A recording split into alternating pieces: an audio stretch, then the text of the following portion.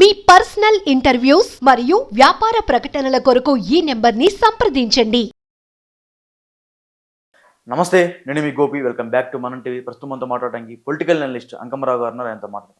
Sir నమస్తే. Sir నమస్తే sir, YSRCP అధికారంలో ప్రభుత్వంలో దోపిడికి తావే లేదు అన్నట్టు వాళ్ళు మాట్లాడడం జరిగింది. సో అదేవిధంగా జగనన్న కాలనీలు, జగనన్న ఇల్లు, జగనన్న భరోసా అని చాలా పథకాలు అయితే ప్రవేశపెట్టడం జరిగింది. సో ముఖ్యంగా మనం చూసుకుంటే ఆ జగనన్న ఇల్లు, జగనన్న కాలనీలో ఒక పెద్ద కుంభకోణం జరిగింది అన్నట్టుగా వార్తలు అయితే వస్తున్నాయి. సో ఆ వార్తల్లో కారణంగా డ్రోన్ల ద్వారా సర్వే చేపిస్తున్నారు. సో డ్రోన్లో తేలింది ఏంటంటే సగం కుంభకోణంలో జగన్ మెయిన్ సూత్రధారి, మరి కొంతేమో ప్రజలకు పంచాడు అని చెప్తున్నారు. దానికి ఏమంటారు? అంటే ఇక్కడ ఒక అంశాన్ని మనం గమనించాలి. అంటే కొన్ని ప్రాంతాల్లో లోతట్టు ప్రాంతాల్లో తీసుకోవడం కూడా జరిగింది, ఆవు భూముల్లో కూడా తీసుకోవడం కూడా జరిగింది.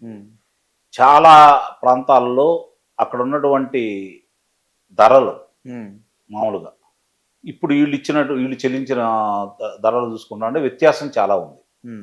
ఇది స్థానిక నాయకుల యొక్క ప్రయోజనాలు, స్థానిక నాయకులు చెప్పింది చేశారనేది స్పష్టంగా అర్థమైపోతానే ఉంది.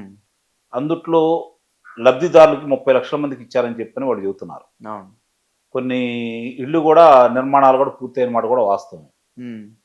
మరి ఆ లబ్ధిదారులు చూసుకుంటా ఉంటే అందుట్లో కూడా అక్రమాలు జరిగాయని, వీళ్ళు చూపించినంత వరకు పంచలేదనేది ఇప్పుడు ఈ ప్రభుత్వం చేస్తున్నటువంటి వాదన.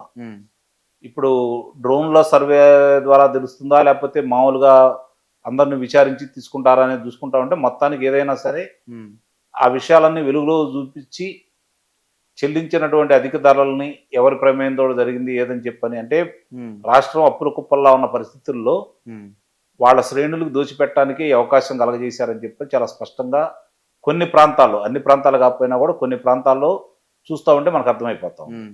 అలాగే అర్హులు కాని వాళ్ళకు కూడా ఇళ్ల స్థలాలు కేటాయించారని, దీంట్లో కూడా కుంభకోణం జరిగిందని మనకి కొన్ని ఉదంతాలు అయితే కనపడతానే ఉన్నాయి. వాళ్ళ పార్టీ నాయకులు ఇచ్చారు అన్నట్టు అది అంత సహజమే. అది ఏ ప్రభుత్వం ఉండా వాళ్ళ శ్రేణులకు మేలు చేకూర్చే విధంగా ఇలాంటి పథకాలు వచ్చినప్పుడు జరిగిద్ది. దాన్ని మనం పెద్ద తప్పు కట్టాల్సిన పని కూడా లేదు.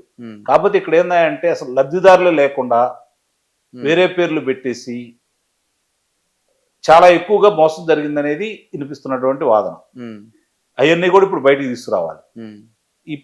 ఇప్పుడు ఉన్నటువంటి ఈ కూటమి ప్రభుత్వం దాని మీద వెలుగులో తీసుకొస్తే వాస్తవాలు ప్రజల ముందు పెడితే ఎవరి ద్వారా జరిగింది ఇది, అంతిమంగా ఈ ధనం ఎవరి దగ్గరికి వెళ్ళింది, ఈ మిగులు ధనం ఎవరి దగ్గరికి వెళ్ళింది, ఎవరు చేయించమంటే చేశారు, దానికి బాధ్యులైనందు వాళ్ళకు కూడా రెవెన్యూ రికవరీ యాక్ట్ ప్రకారం మళ్ళీ అది ప్రభుత్వం ఒక్కసారి తీసుకురావాల్సిన ఆవశ్యకత అయితే ఈ కూటమి ప్రభుత్వం మీద చాలా స్పష్టంగా ఉంది. అంటే ఇదొక కుంభకోణమే వెలుగులోకి వచ్చింది. ఈ లిక్కర్ కుంభకోణం అనేది ఫస్ట్ హైయెస్ట్ వాళ్ళ ప్రభుత్వంలో జరిగిన పెద్ద కుంభకోణం ఉందంటే అది లిక్కర్ కుంభకోణమే. దాని తర్వాత రెవెన్యూది, తర్వాత ఇంకా పలు ఉంటాయి. సో మెయిన్గా లిక్కరు ఈ రెండిట్ల గురించి ఏం చెప్తా ఉంటారు సార్?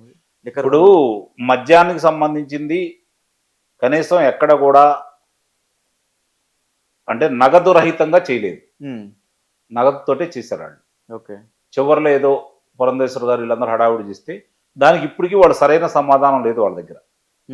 అది వాస్తవంగా అలా చేయకూడదు కూడా, కానీ ఆ ప్రభుత్వం 5 సంవత్సరాలు చేసింది.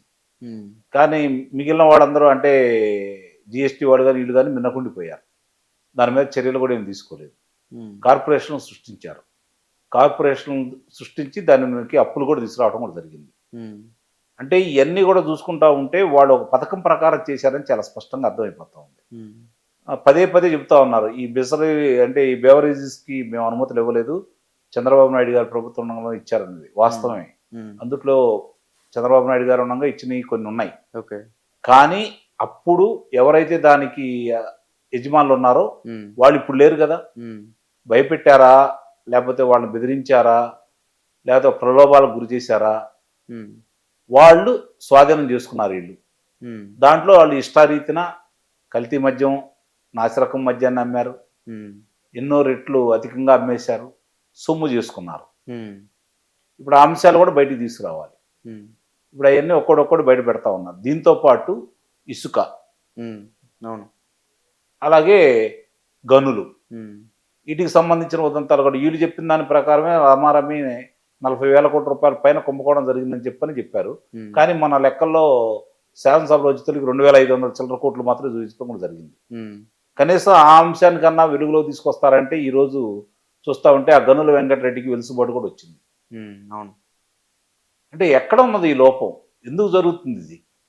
అంటే ప్రభుత్వ నియంత్రణలో అధికారులు పనిచేయటం లేదా? ఎందుకు జరుగుతుంది ఇట్లా?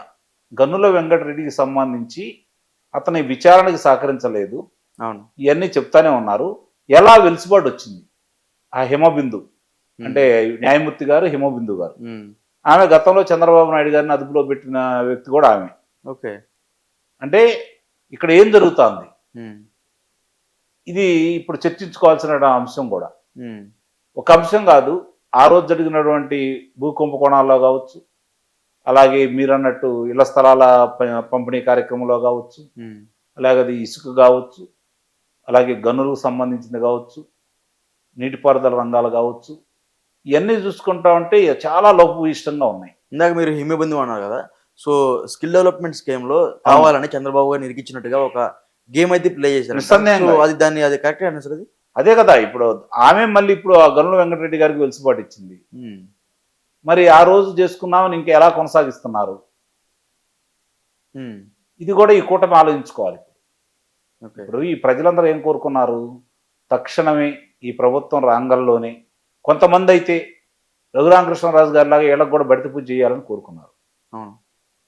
ఇప్పటికి చాలా మందికి అదే ఆవేదన. కాబట్టి కనీసం చట్టపరంగా అది మంచి పద్ధతి కాకపోయినా ఈ రోజు మిగిలిన వాళ్ళందరూ అదుపులో తీసుకుని వాళ్ళ శిక్షలు కనుక వేస్తే కొంత ఉపశాంతి అనేది ఉంటుంది. అదుపులో తీసుకున్న వాళ్ళకి బిర్యానీలు పెట్టేస్తున్నారంట. అది మొన్న జరిగిందనుకో బోరగడ్డ అనిలు విషయంలో, అది కూడా చెప్తున్నా. అంటే నియంత్రణ లేకుండా పోయిందంటే ఎందుకు పోయింది, ఎక్కడ జరుగుతుంది ఈ లోపం, ఇది ఇప్పుడు చర్చించుకోవాల్సిన అంశం. నిస్సందేహంగా అలాంటి ఉదంతాలు జరిగినప్పుడు అది ప్రభుత్వం, దానికి సంబంధించినందుకు ప్రభుత్వ వైఫల్యం అనేది ఎవరైనా చెప్పొచ్చు, మొమ్మాట పడాల్సిన అవసరం ఏం లేదు.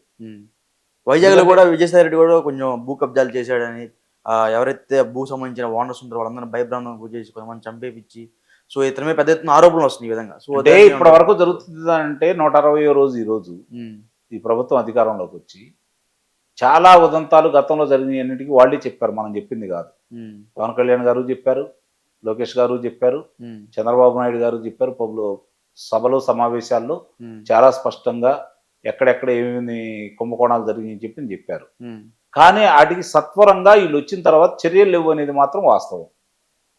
అది ఎందుకు జరుగుతుంది, ఎక్కడ జరుగుతుంది, వీళ్ళని ఇప్పుడు చంద్రబాబు నాయుడు గారిని ఎవరు నియంత్రిస్తున్నారో, లేకపోతే చంద్రబాబు నాయుడు గారే ఉదాసీనంగా ఉంటున్నారా అనేది, ఈ ప్రభుత్వం ఇంత ఉదాసీనంగా ఉండడానికి గల కారణం ఏంటి, ఏం జరుగుతుందనేది ఇప్పుడు ప్రజలందరూ కూడా చాలా విస్తృతంగా చర్చించుకుంటున్నారు.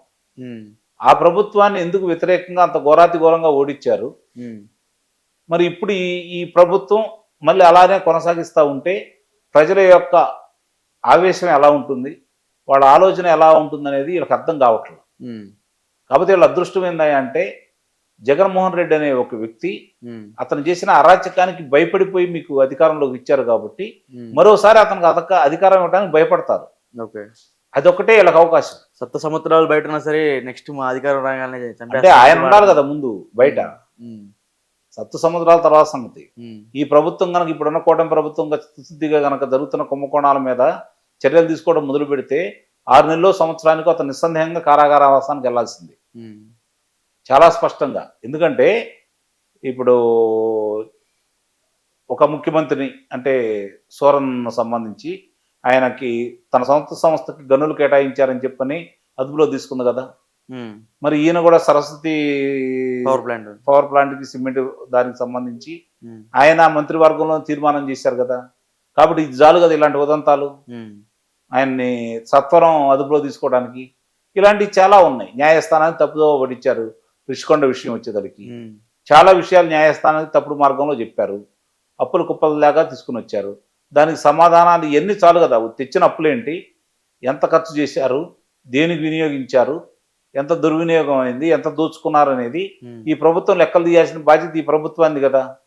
ఇప్పుడు ఒక్కోడొక్కడు చెబుతున్నారు పలానా దాంట్లో పలానా దాంట్లో పలానా దాంట్లో శ్వేతపత్రాలు విడుదల చేశారు, ఇంత కుంభకోణాలు జరిగినాయి అని చెప్పని. అంతవరకు ప్రజలు వింటున్నారు. కానీ వాళ్ళ మీద చర్యలు తీసుకున్నప్పుడు ప్రజలు ఇంకా సంతోషిస్తారు. ప్రస్తుతం అయితే ప్రజలైతే కోరుకుంటుంది ఏంటంటే మాటల వరకు కాదు చేతల ప్రభుత్వంగా మీరు నిరూపించుకోండి అనేది అయితే కోరుకుంటున్నారు. మరి ఈ ప్రభుత్వం ఎంత చిత్తశుద్ధితో ముందుకెళ్తుందో, ఎంతమందికి శిక్షిస్తుందో చూద్దాం. Okay sir, thank you sir. Thank you.